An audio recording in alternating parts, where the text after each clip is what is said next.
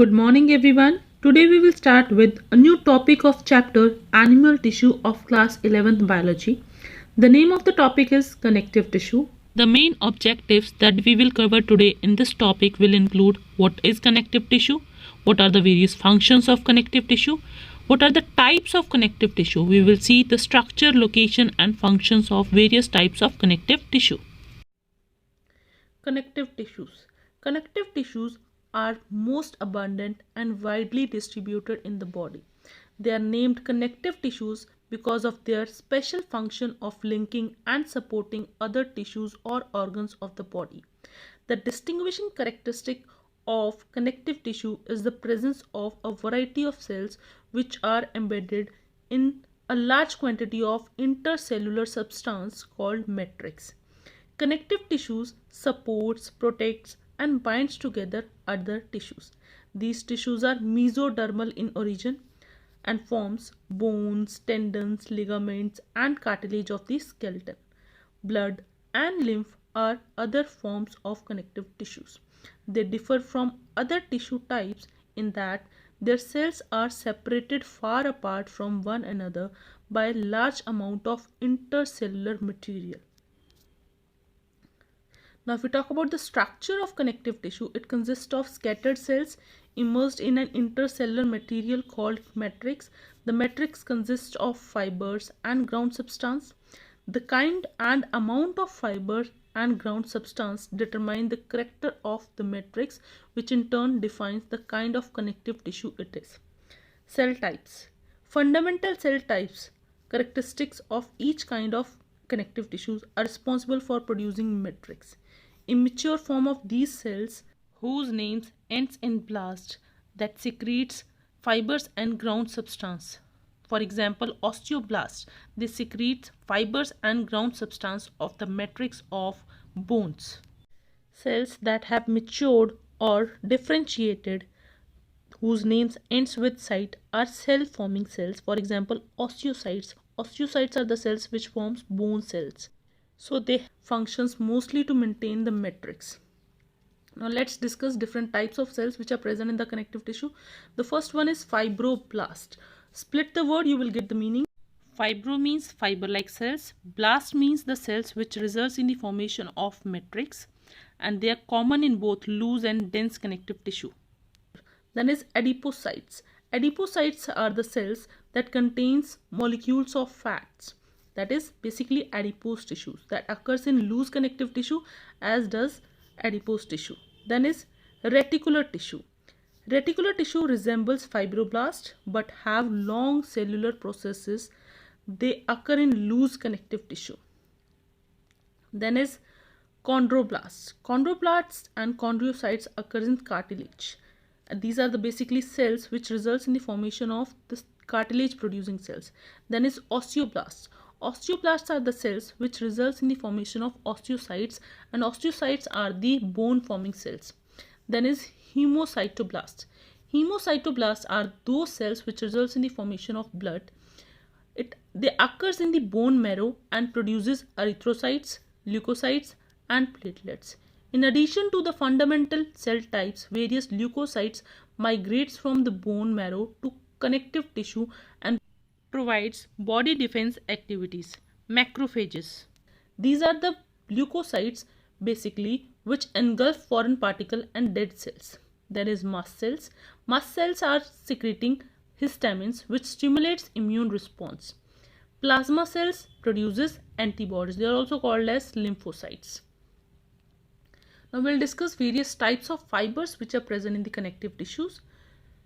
Metric fibers are protein that provide support for connective tissue. These are further of three types: collagen fiber, elastin fiber and reticular fiber. Collagen fibers are made up of protein collagen and they are both tough and flexible. Then is elastin fibers. They are made up of protein elastin and they are also both strong and stretchable. Reticular fibers. Reticular fibers are made up of thin collagen fibers with a glycoprotein coating. They are branched frequently to form a net-like pattern. Net-like pattern means reticulate pattern. That is the reason they are called as reticular fiber.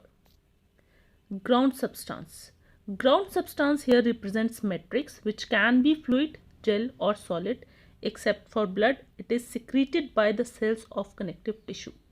It consists of cell adhesion proteins, which hold the connective tissue together, and proteoglycans, which provides the firmness of the ground substance. Hyaluronic sulfate and chondroitin sulfate are two examples of proteoglycans. Then is the functions of connective tissues. Connective tissue helps to bind various tissue together, like skin with the muscles and muscles with the bones. It forms intercellular substance between the cells of different types of tissue, so that help in frictionless movement of the body organs.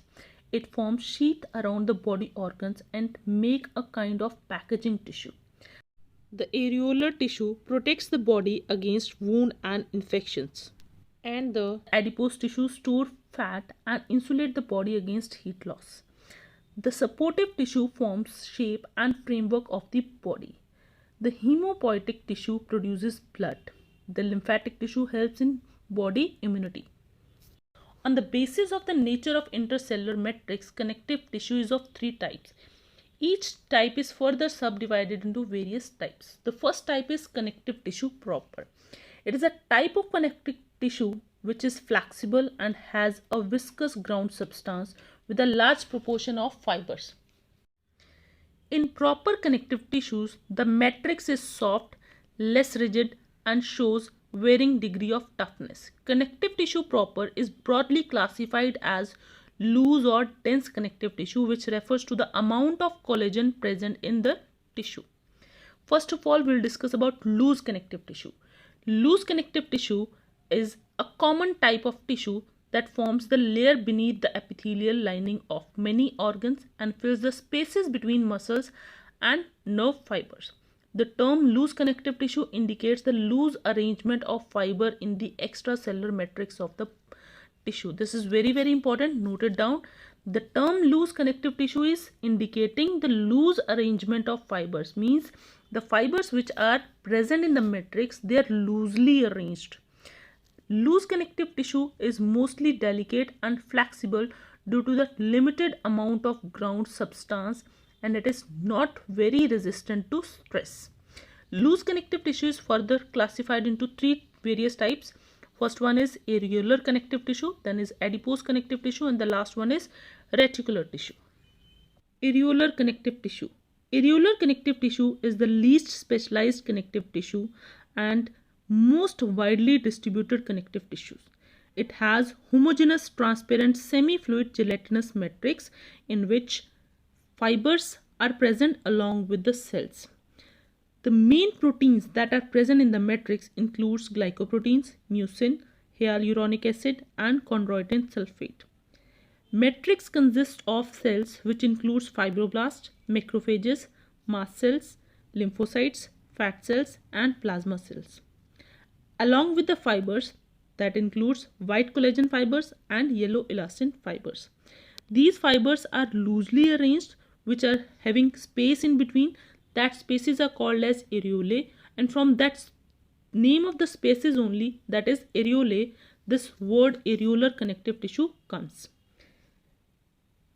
It has a large amount of ground substance and possesses rich blood and nerve supplies. It spreads extensively throughout the body, under the skin and epithelia, in between and around muscles, nerves and blood vessels, in the submucosa of respiratory and gastrointestinal tract, and in the mesenteries. The main function of areolar tissue is to bind various parts together. It also facilitates sliding movements of epithelia, muscles, and various other parts, and migration of wandering cells towards the area of infection and repair. They engulf bacteria and damaged dead cells. They secrete heparin and histamine. Heparin is an anticoagulant while histamine causes inflammatory reactions. They produces antibodies. Adipose tissue is basically an aggregation of large spherical or oval fat cells. Each cell contains a large droplet of fat that almost fills it and gives it rounded appearance. The cytoplasm of the cells forms a thin layer just next to the plasma membrane. The nucleus is pushed against the plasma membrane and becomes flattened. Adipose tissue is richly supplied with blood and is also rich in enzyme systems. Besides fat cells, fibroblasts, macrophages, collagen fibers, and elastin fibers are also present in the adipose tissue. It is a modified form of areolar tissue that contains large number of fat cells. These fat cells are called as adipocytes. Basically, there are two types of adipocytes. White adipocytes, which contains a single large fat droplet, and brown adipocytes, which contain number of small fat droplets. Adipose tissue mainly occurs beneath the skin, around kidneys, and in mesentery and bone marrow.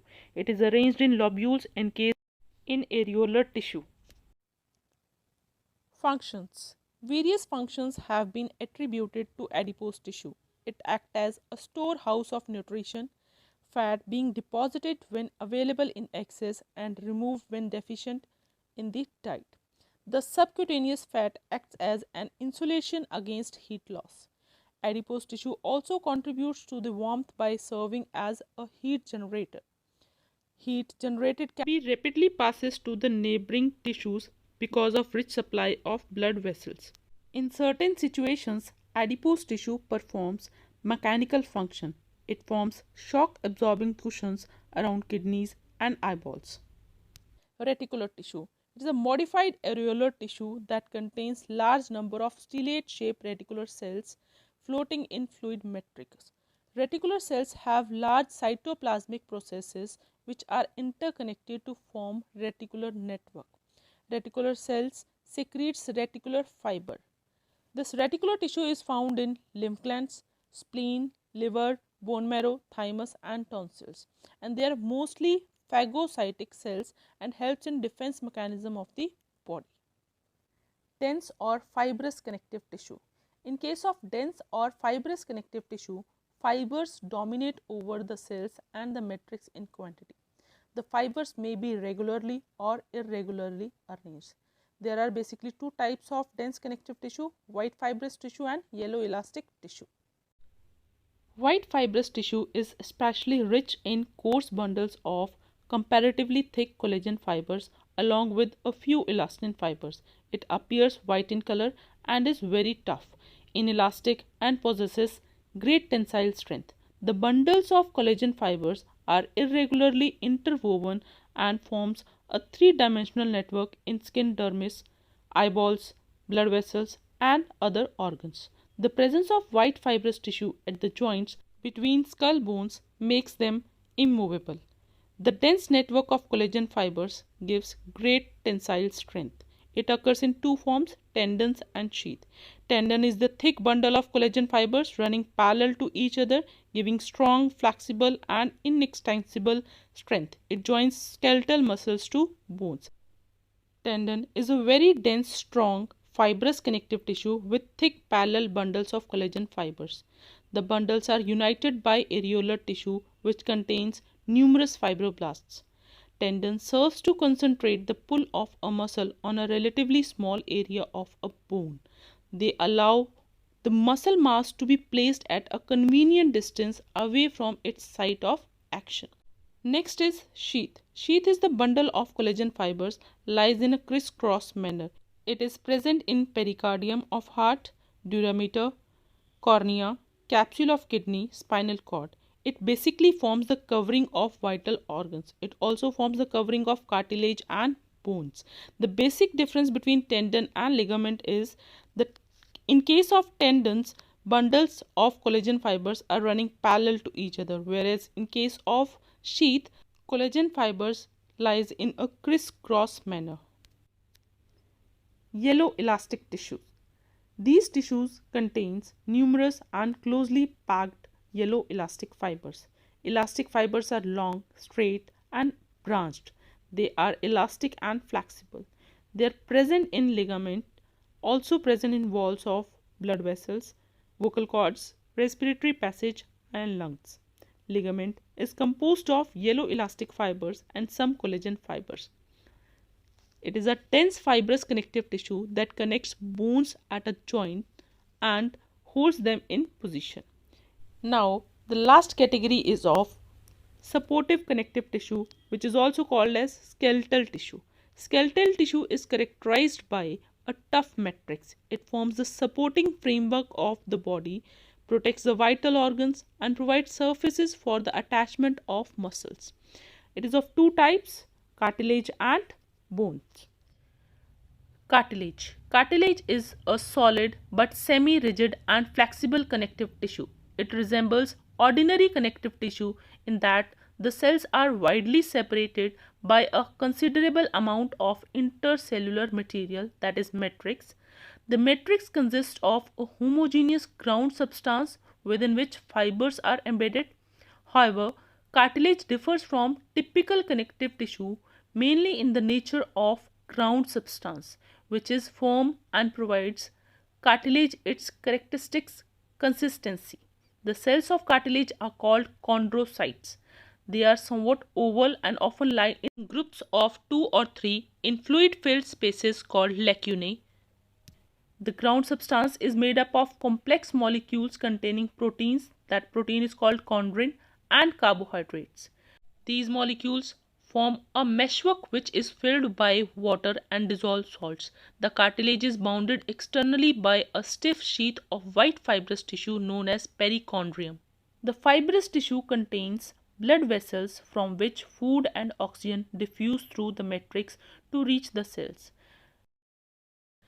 Three main types of cartilage recognized on the basis of nature and percentage of fiber in the matrix are hyaline cartilage, elastic cartilage, and fibrocartilage. First one is hyaline cartilage. Hyaline cartilage is the cartilage which is transparent, purely white or bluish in color with homogeneous matrix.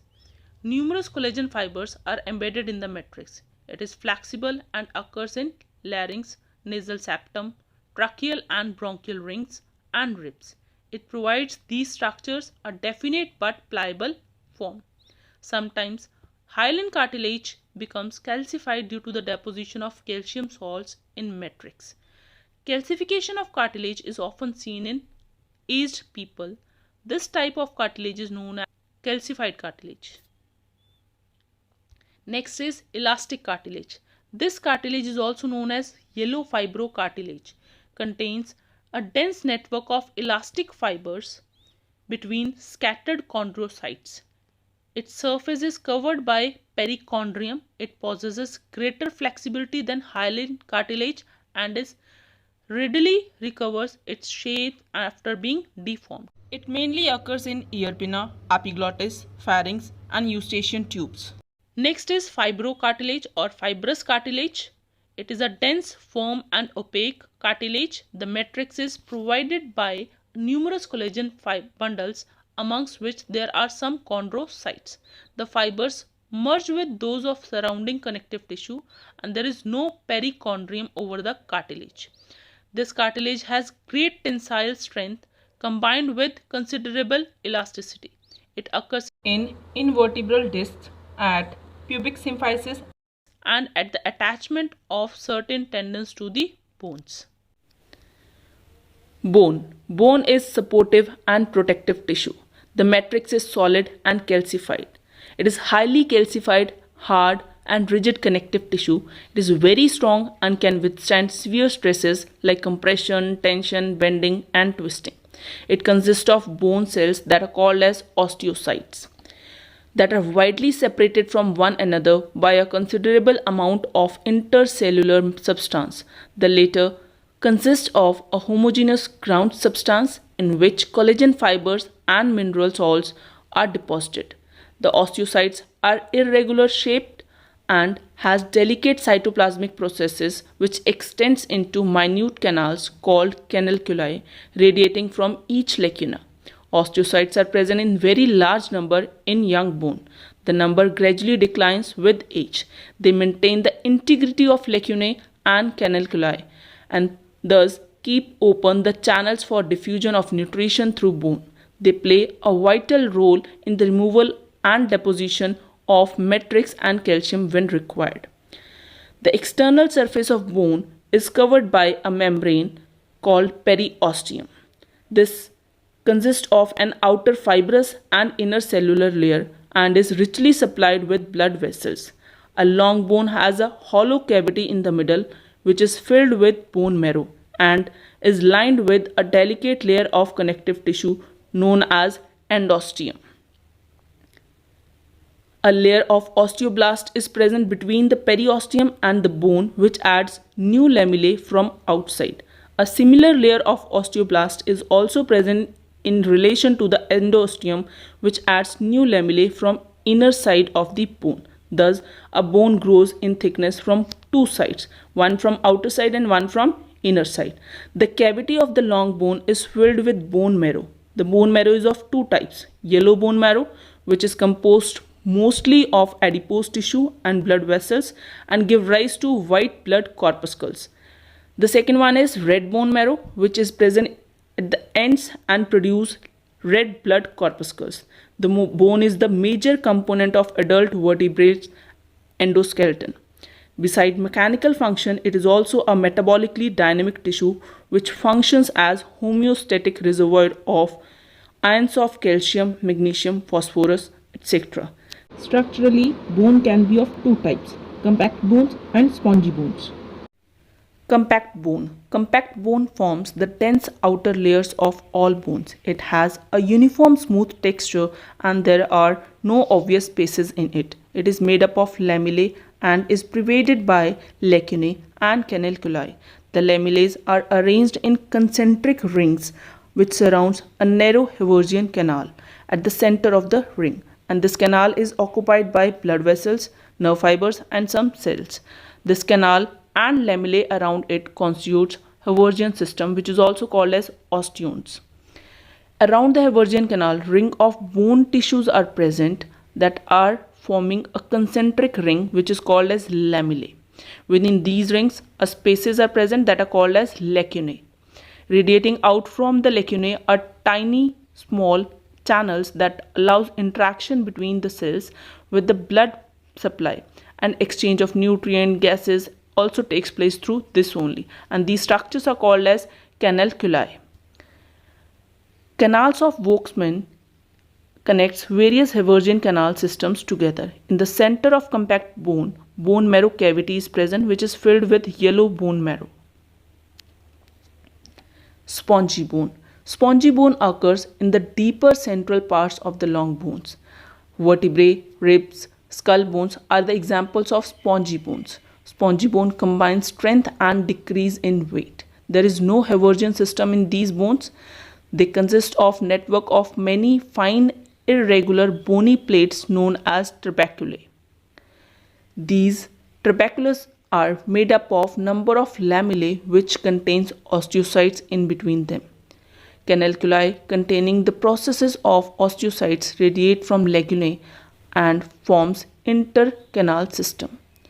Trabeculae encloses white spaces which are filled by bone marrow. They receive nutrition from blood vessels in the bone marrow. Fluid connective tissue or vascular connective tissue. The vascular tissue has a fluid matrix that lacks fiber and free cells which floats in the plasma. Blood and lymph are the examples of vascular or fluid connective tissue.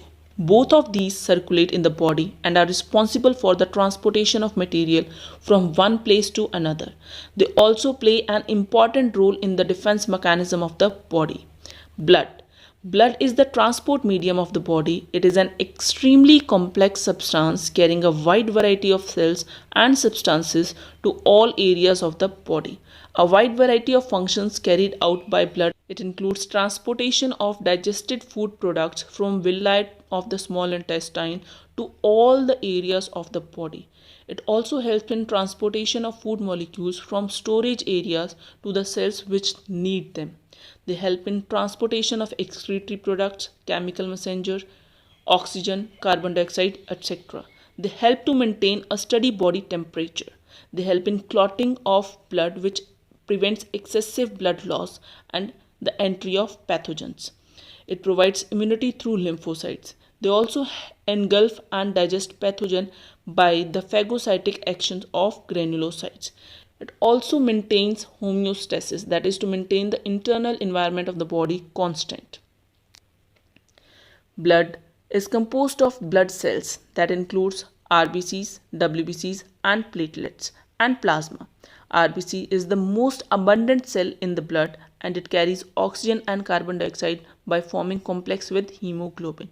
WBCs on the other hand provides immunity against various disease causing microorganisms. Platelets helps in blood clotting and plasma acts as a buffer system. It also helps to maintain homeostasis. Composition of blood. Blood consists of two components, plasma and formed elements. Plasma consists of liquid part that forms 55% of the total blood. Formed elements forms the cellular part and it forms approximately 45% of the total blood. Cellular elements or corpuscles. There are three main types of corpuscles which are present in blood, that includes erythrocytes, lymphocytes and blood platelets. Nearly 55% of the total volume of the blood is plasma. Rest is mostly made up of erythrocytes, leukocytes and platelets, which accounts for less than 1% of the total volume of the body. There are about 5 million erythrocytes in 1 cubic millimeter of blood, but only 7,000 leukocytes are present in the same volume. Erythrocytes or red blood cells. The size and shape of erythrocytes vary in different classes of animals. In fishes, amphibians, reptiles and birds, erythrocytes are usually nucleated, oval and biconvex. But if we talk about mammals, they are non-nucleated and circular disc-like structure is there. They have the diameter of approximately 7 to 8 micrometer and appears biconcave in side view. In mammals, erythrocytes are devoid of all the cell organelles. Erythrocytes contain a red colored pigment called hemoglobin, which imparts them red color. A mature erythrocyte lacks all the cell organelles like endoplasmic reticulum, mitochondria, and hence the oxygen consumption is very low. Erythrocytes also carries minute quantities of carbon dioxide from tissues to the lungs by forming a compound called carbaminohemoglobin. Now, the next cellular component of the blood is WBCs, that are also called as leukocytes. Leukocytes are extremely important cells as they provide defense mechanism to the body against infections. Normally, their number varies from 4,000 to 8,000 per cubic mm. But after an infection, their number is raised significantly. Leukocytes are nucleated cells devoid of hemoglobin. Unlike erythrocytes, they do have mobility of their own. Leukocytes are capable of amoeboid movement. Various cell organelles like mitochondria, Golgi body, endoplasmic reticulum are present in the cytoplasm of leukocytes. Microtubules are also present in the nucleocytes and they play a role in their movement. There are basically two main types of leukocytes, that includes granulocytes and agranulocytes. Granulocytes. Granulocytes are those leukocytes which have granules in their cytoplasm. Depending on the staining characteristics of their granules, they are further classified into three categories: neutrophils, eosinophils and basophils. Eosinophils. These are the cells of leukocytes which are present in immune system. These cells are responsible for combating infection in parasites of vertebrate and for controlling mechanisms associated with allergy and asthma. Eosinophils comprises only 1 to 4% of total WBC count in blood. They move rather slowly and their lifespan is approximately few days only. The nucleus of the eosinophil has 2 or 3 lobes that are joined by a delicate strand. The granules are large and stained brightly with acidic dye and possess digestive enzymes. Eosinophils are mainly concerned with immune responses and their number increases when allergic reaction is there in body. The next one is basophil. Basophils are least common of all the granulocytes and ranging from 0.5 to 1% of the total WBCs. They contain large cytoplasmic granules which plays a vital role in mounting a non-specific immune response to pathogen allergic reactions by releasing histamine and dilating the blood vessels. They move rather slowly. The nucleus of basophil is S-shaped and their cytoplasm contains large spherical granules that stain with basic dyes, and that is the reason they are called as basophils. The lifespan of basophil is of 3 to 7 days. The granules of basophil, like those of mast cells, contains heparin, histamines and serotonin. Thus, many workers considers basophils as circulating mast cells. These cells are best known for their role in asthma and their result in inflammation and bronchoconstriction in airways. Neutrophils. Neutrophils are the most abundant and most active type of WBCs, but the lifespan of neutrophil leukocyte is only about 15 hours. In neutrophils, the nucleus is very variable in shape and consists of several lobes. The granules are very fine and stain lightly with both acidic and basic dye. They are really lysosomes and are of various types depending upon the enzymes present in them.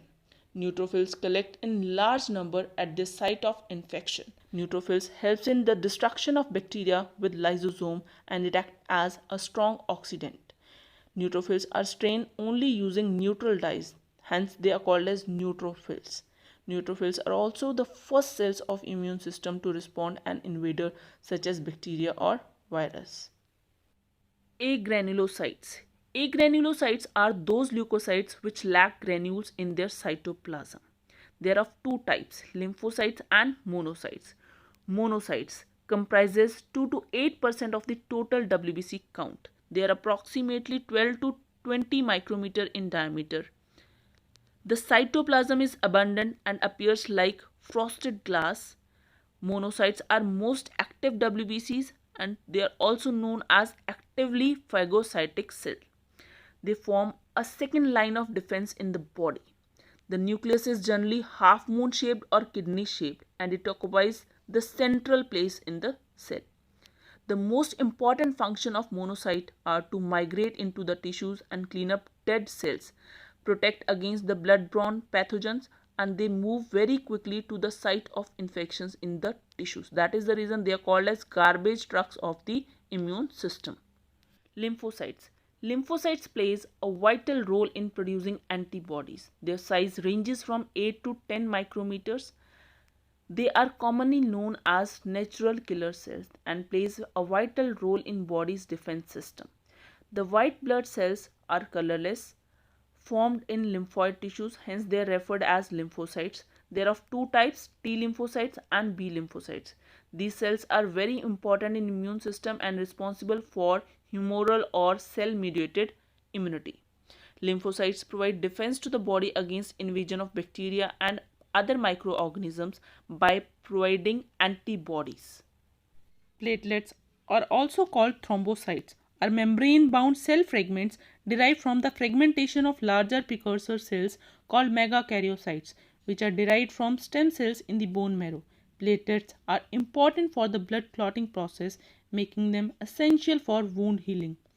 Platelets are irregularly shaped, have no nucleus, and typically measures only 2 to 3 micrometer in diameter. Platelets are not true cells but are instead classified as cell fragments produced by megakaryocytes. Because they lack nucleus, they do not contain nuclear DNA. However, they do contain mitochondria, mitochondrial DNA as well as endoplasmic reticulum fragments and granules from the megakaryocyte parent cells. Plasma. The liquid state of blood can be contributed to plasma as it makes up approximately 55% of the blood. It is slightly alkaline, somewhat viscous aqueous solution with a complex composition. It owes its viscosity due to the presence of various proteins and other cellular material. It contains various substances of blood in the form of true or colloidal solutions. The proteins are mainly prothrombin, immunoglobulins, and hormones, etc. Plasma protein maintains the pH of blood by neutralizing the strong acids and bases. Thus, they act as acid-base buffers. The inorganic materials include ions of sodium, potassium, calcium, magnesium, chloride, phosphate, hydrogen carbonate, etc. Several other substances like glucose, amino acids, and waste products such as urea, uric acid, creatine, and ammonia are also present in the blood. It also contains small quantities of organic acids. Lymph. Lymph is the fluid connective tissue that transports lymphocytes to various parts of the body. When circulating blood reaches the capillaries, part of its fluid content passes into the surrounding tissue as a tissue fluid. Most of this fluid re-enters the capillaries at their venous ends. Some of it, however, is returned to circulation through a separate system of lymphatic vessels. The fluid which passes through these lymphatic vessels is called lymph. Lymph is a transduit from blood and contains the same proteins as in plasma but in smaller amount and in somewhat different proportion. Lymph carries material from the tissues into the bloodstream and destroys invading microorganisms. It also maintains the quantity and quality of blood by restoring the fluid and solutes that leave it. Lymph provide oxygen and other nutrients to that part of body where blood cannot reach. Lymph contains chylomicrons that transports fat from the digestive system to the blood and then to other parts of the body. This is all for connective tissue. Thank you everyone.